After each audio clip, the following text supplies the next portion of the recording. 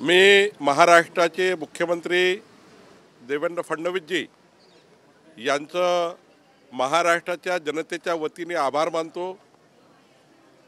महाराष्ट्रामध्ये 500 मतदारामागे एक म्हणजे 1,94,000 विशेष कार्यकारी अधिकारी 36 जिल्ह्यांमधनं नियुक्त होणार आहे। माननीय मुख्यमंत्र्यांनी हा निर्णय घेतला आहे आणि हा निर्णय घेत असताना विशेष कार्यकारी अधिकारी यांचे अधिकार व कर्तव्य जे नवीन सूचना आल्या आहेत, नवीन GR प्रमाणे आहेत, तर 14 अधिकार विशेष अधिकार देण्यात आले आहे आणि त्यामुळे विशेष कार्यकारी अधिकारी हे पद आता शोभेचं नाही आहे, तर त्यांना विशेष जबाबदारी देण्यात आलेली आहे। त्यामुळं राज्यामध्ये ज्या काही महत्त्वाच्या विषयामध्ये, विकासाच्या विषयामध्ये, दक्षता समित्यामध्ये आणि ग्रामसभे आणि जे काही विकासाचे विषय असतील त्यामध्ये आता विशेष कार्यकारी अधिकारी काम करणार आहे। विशेष कार्यकारी अधिकारी हे शासनाच्या विविध योजनेमध्ये सहकारी म्हणून काम करणार आहे। विशेष कार्यकारी अधिकारी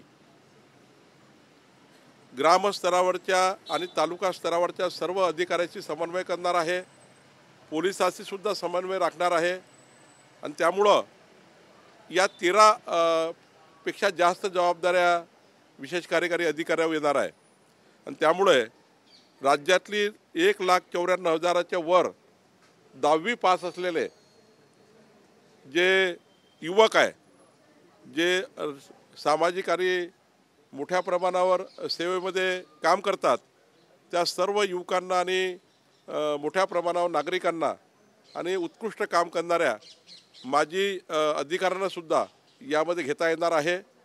माझ्या अध्यक्षतेखाली राज्यस्तरीय समिती केली आहे। निश्चितपणे महाराष्ट्रामध्ये 1,94,000 विशेष कार्यकारी अधिकारी आम्ही नियुक्त करू। आमचे अजितदादा, एकनाथ शिंदेजी आम्ही सर्व बसू आणि या महाराष्ट्रामध्ये विकासाकरता आता मोठ्या प्रमाणावर विशेष कार्यकारी अधिकारी यांचा आम्हाला साथ मिळणार आहे, त्यांच्याशी समन्वय होणार आहे आणि विकासाचा केंद्रबिंदूसुद्धा आता विशेष कार्यकारी अधिकारी राहणार आहे। आतापर्यंत जे अंमलात होते, कार्यरत होते ते विशेष कार्यकारी अधिकारी, आजचा GR निघाल्यानंतर त्यांची स्थिती काय राहील? नाही, आता शासनाचा नवीन GR आल्यानंतर ते जे काय आत्ता विशेष कार्यकारी अधिकारी आहेत त्यांचे पदं कमी होतील आणि आता नव्याने नियुक्त्या या समितीमध्ये महसूल मंत्री आहे, पालकमंत्री आहे, कलेक्टर आहे, या समितीच्या माध्यमातून नव्या नियुक्त्या कराव्या लागतील आणि त्यांचे विशेष अधिकारसुद्धा जे आहे ते असतील। त्यामुळे एक मोठा निर्णय माननीय राज्याचे मुख्यमंत्री देवेंद्र फडणवीसजींनी घेतला आहे। पुन्हा एकदा महाराष्ट्राच्या 14 कोटी जनतेच्या वतीने मी माननीय मुख्यमंत्र्यांचे आभार मानतो। गेल्या वर्षी तुलनेत किती वाढ आहे? 500 मतदारामागे एक असं विशेष कार्यकारी अधिकारी असणार आहे। मागच्या वेळी 1000 मतदारामागे एक असे त्या ठिकाणी पद होते आणि विशेष अधिकार यावेळी जे अधिकार दिले आहे विशेष कार्यकारी अधिकाऱ्यांना, म्हणजे तुम्हालाही वाटेल मी विशेष कार्यकारी अधिकारी व्हावं असं कुणालाही वाटेल, इतके अधिकार आणि कर्तव्य हे विशेष कार्यकारी अधिकाऱ्याला असणार आहे। यापूर्वी फक्त कागदांवर, ठराविक कागदांवर सह्यासाठी होते, या विशेष अधिकारात नेमके कुठले आहे जे ठराविकपणे सांगता येईल? नाही, शासकीय योजनामध्ये प्रमाणपत्र लागतील, ते प्रमाणपत्र देण्याचा अधिकार, समजा उद्या संजय गांधी करता एखादं प्रमाणपत्र लागेल किंवा लाडकी बहिणी करता लागेल, असे प्रमाणपत्र देणे, ग्रामस्तरीय दक्षता समित्यामध्ये समावेश असणे, अन्न पुरवठा जी आपण गावामध्ये करतो त्या अन्न पुरवठा समितीमध्ये त्या ठिकाणी त्यांना स्थान असणे, त्या ठिकाणी जे काही विकासाचे कामं गावागावात होतील त्यामध्ये लक्ष देण्याची जबाबदारी असेल, पूर असेल, पूरस्थिती असेल, त्या ठिकाणी विशेष जबाबदारी देण्यात येत आहे। मला वाटतं की केंद्र सरकार, राज्य सरकारच्या योजनामध्ये काम करणे याकरता जबाबदारी असणार आहे। पोलिसांसोबत शांतता समितीमध्ये काम करणे ही जबाबदारी असणार आहे। त्यामुळं मोठ्या प्रमाणावर अधिकार, कर्तव्य आता विशेष कार्यकारी अधिकाऱ्यांना बजवा लागणार आहे।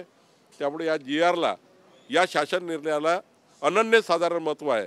त्यामुळं अनन्यसाधारण निर्णय घेतल्याबद्दल माननीय देवेंद्र फडणवीस साहेबांचे मी आभार मानतो।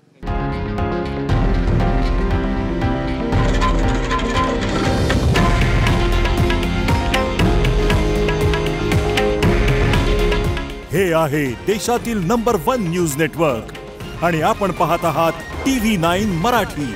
काळजी तुमची, हित महाराष्ट्राचं.